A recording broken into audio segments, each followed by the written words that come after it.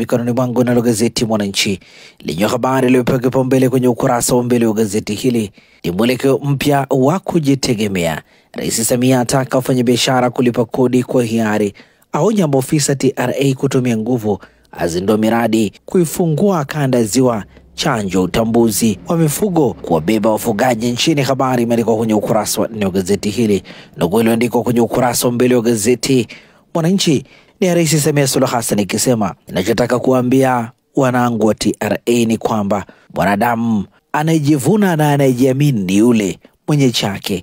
Ukitegemea cha mtu akupe, ukitegemea mtu akukopeshe, hujakaa vizuri. Hali haijawa, anakuja kukuambia mbele za watu, deni langu hujanilipa pesa zangu na kudai. Wanaume wako uko wapi? Undani wa taarifa hii katika ukurasa wa 4.